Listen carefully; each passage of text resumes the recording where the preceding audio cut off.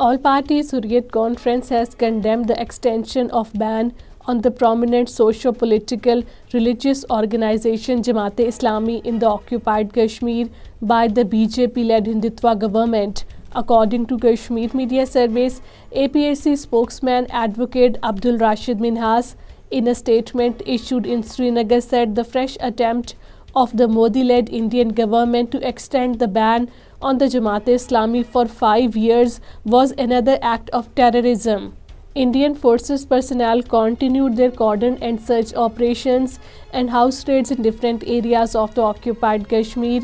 According to Kashmir Media Service, the Indian troops during cordon and search operations and house raids arrested one youth each in the Patan and Bomai areas of the Baramulla district. The Indian police during search operations arrested a youth in the Waghama Bijbihara area of the Islamabad district and another one in the Rajouri town.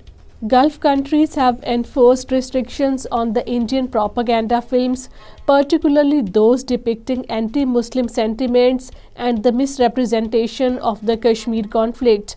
According to Kashmir Media Service, the decision comes amid growing concerns over the portrayal of the sensitive political issues and biased narratives in the Bollywood productions.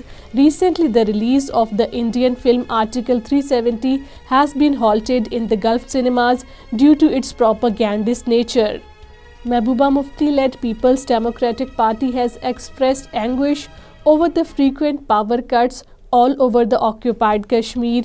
According to Kashmir Media Service, PDP leader Ghulam Nabi Lon Hanjura, in a statement in Srinagar, said the Kashmir had been plunged into darkness due to the present power crisis. 2 persons died and 12 others were injured in the road accidents in the Riyasi and Rajouri districts. In another road accident, 10 passengers were injured near Kallakot bus stand in the Rajouri district. On the other hand, a middle-aged woman died under mysterious conditions in Pahalyana area of the Rajouri district.